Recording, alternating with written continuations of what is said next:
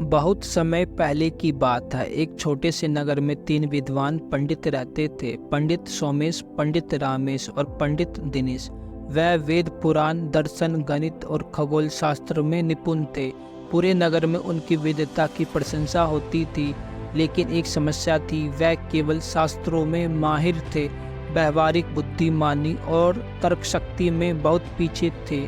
तीनों पंडित को अपने ज्ञान पर बहुत गर्व था और वह अक्सर कहते, हमसे बड़ा ज्ञानी कोई नहीं, हमारी विद्वता के आगे दुनिया की सारी चतुराइयाँ बेकार है। एक दिन उन्होंने तय किया कि वह राज्य के सबसे बड़े राजा के दरबार में जाकर अपनी विद्वता का प्रदर्शन करेंगे।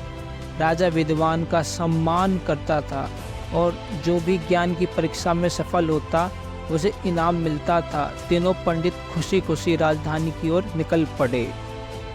राजधानी जाते समय रास्ते में उन्हें एक चौड़ी नदी मिली। नदी में पानी का बहाव तेज था। उन्होंने देखा कि किनारे पर एक नाव बंधी थी। पंडित सोमेश बोला, हम बड़े विद्वान हैं, हमें नदी पार करने के लिए किसी की मदद की जरूरत नहीं। शास्त्रों में लिखा है कि ब्राह्मण अपने मंत्रों से किसी भी बाधा को पार कर सकते हैं। पंडित रामेश ने तुरंत एक मंत्र पढ़ा है और कहा, यह मंत्र हमें पानी पर चलने की शक्ति देगा। पंडित दिनेश ने सिर हिलाया और बोला, हाँ, हमने वर्षों तक वेदों का अध्ययन किया है, नाव का सहारा लेना मूर्खता होगी। वहीं पर एक साधारण नाविक खड़ा था। उसने कहा, महाशय, यह नदी बहुत गहरी है, आप लोग नाव से पार चले जाए, नहीं तो डूब सकते हैं। तीनों पंडित हंसने लगे और बोले, हम विद्वान हैं, तुम्हारी छोटी बुद्धि हमारे बड़े ज्ञान को क्या समझेगी। तीनों पंडित नदी में उतरे और मंत्र पढ़ने लगे, लेकिन जैसे ही पानी गहराया वह डूबने लगे। नाविक ने भागकर उन्हें बचाया और किनारे ले आया। तीनों पंडित लज्जित हो गए, लेकिन फिर भी उन्होंने अपनी मूर्खता को नहीं स्वीकारा। आगे चलकर वह एक घने जंगल में पहुंचे। वहां एक जगह हड्डियों का ढेर पड़ा था।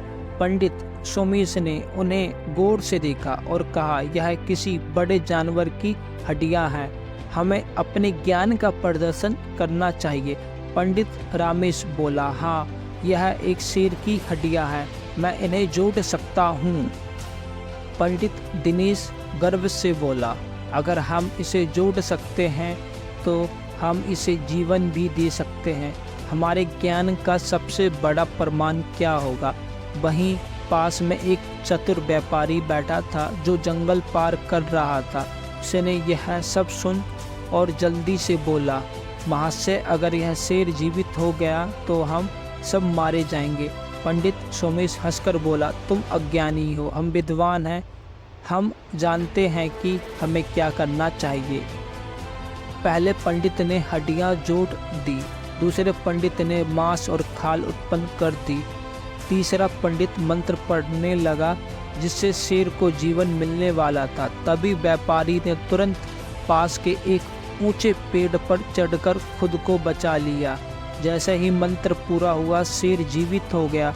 वह भूखा था और उसने तुरंत तीनों पंडितों पर हमला कर दिया। किसी तरह तीनों पंडित शेर से बचकर जंगल से निकले और आगे बढ़े। चलते चलते वह एक सुनसान जगह पहुंचे जहां एक पेड़ के नीचे कुछ सोने के सिक्के बिखरे हुए थे। पंडित सोमेश बोला, अरे, शास्त्रों में लिखा है कि सोने के सिक्के हमेशा राजा के खजानों में पाए जाते हैं। यह जंगल है, यहाँ असली सोना नहीं हो सकता। पंडित रामेश ने कहा, हमें यह साबित करना चाहिए कि ये नकली है। पंडित दिनेश ने एक सिक्का उठाया और उसे जोर से दांत से काटा। वह असली था, लेकिन उसने कहा, नहीं, यह तो पत्थर जैसा लगता है।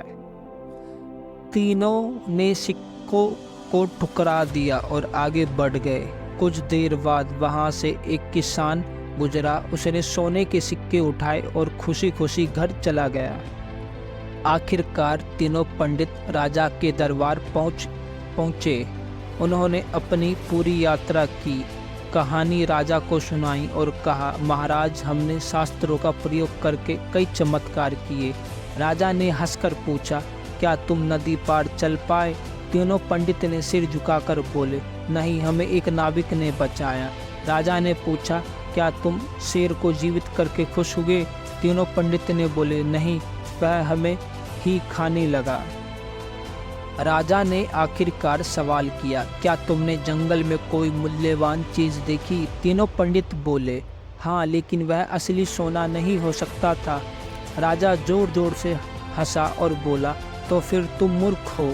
ज्ञान अच्छा है, लेकिन बुद्धिमानी के बिना वह व्यर्थ है। तुम्हारे जैसे विद्वान दुनिया को अनर्थ की ओर ले जा सकता है। अगर तुम में सामान्य समझ भी होती तो तुम नाव का उपयोग करते, शेर को जीवित करने की मूर्खता नहीं करते और सोने के सिक्के को पहचान सकते। तीनों पंडित लज्जित हो गए और उन्होंने अपनी मूर्खता को स्वीकार की। कहानी से सीख हमें यह मिलती है कि केवल शास्त्रों का ज्ञान ही पर्याप्त नहीं, व्यवहारिक बुद्धिमानी भी जरूरी है। अहंकार और अति आत्मविश्वास मनुष्य को मूर्ख बना सकता है। कभी भी बिना सोचे समझे अपने ज्ञान का प्रयोग नहीं करना चाहिए। सही समय पर सही निर्णय ही असली समझदारी होती है। अगर आपको यह कहानी बहुत अच्छी लगी है तो लाइक, सब्सक्राइब एंड शेयर करें ताकि ये कहानी आगे तक और लोगों इसे सुन सके।